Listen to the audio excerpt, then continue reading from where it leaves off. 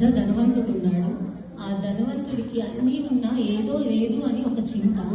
ఆ చింత పోగొట్టుకోవాలని ఒక మునివర్యుల దగ్గరికి వెళ్ళి, నాకు అన్నీ ఉన్నా ఏంటో నాకు తెలియని చింత, నిద్రలు పట్టట్లేదు అని అడిగాడట.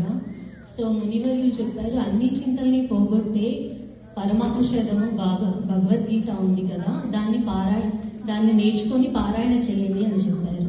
ఎంతకాలం పడుతుంది అని ధనవంతుడు అడిగితే 3 నుంచి 6 నెలల సమయం పడుతుంది అని ఆ మునీశ్వరుడు చెప్పారనమాట. అంత సమయం వెచ్చించలేను, కొంచెం తేలిక మార్గం చెప్పండి అని అన్నారు. అయితే ఒక నెల రోజులు వెచ్చించి ఒక అధ్యాయం అన్నా నేర్చుకోండి అన్నారు. అది కూడా చేయలేను అని ధనవంతుడు అన్నాడు. అయితే ఒక శ్లోకం నేర్చుకొని దాన్ని రోజు పారాయణ చేయండి అన్నాడు. శ్లోకాలు గట్రా నా నోరు తిరగవు, దానికన్నా ఇంకొంచెం సులువైన మార్గం చెప్పండి అన్నారు. అయితే తెలుగు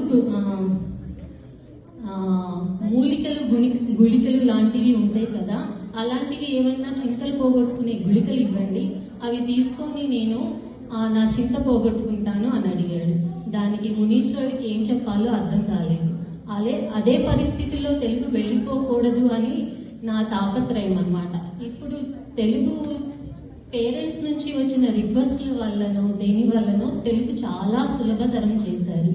ఆ సులభతరం అయింది అని ఎంతమంది తల్లిదండ్రులకి తెలుస్తుంది? ఎందుకంటే వారికి ఇదివరకు ఎంత నేర్చుకున్నారు పిల్లలు అనేది తెలిస్తే కదా ఇప్పుడు సులభతరం చేశారు అని తెలుస్తుంది. అలా పేరెంట్స్ పిల్లలకి సమయం ఇవ్వనప్పుడు ఈ సులభతరం చేసింది కూడా కష్టతరమే అవుతుంది. ఆ కష్టతరం అవుతుంది అని మళ్ళీ పేరెంట్స్ వస్తే దీన్ని ఇంకా తగ్గిస్తే మనం పిల్లలకి తెలుగు నేర్పిస్తామా? ఈ తెలుగు నేర్చుకున్న పిల్లలు భావితరాలకి ఏం తెలుగు నేర్పిస్తారు? కొంత ఆలోచించి మీరందరూ పిల్లలకి తెలుగు నేర్పించడానికి సమయం ఇస్తే దీన్ని ఇంకా సులభకృతం చేయకుండా ఉంటారు అని విజ్ఞప్తి. ధన్యవాదాలు.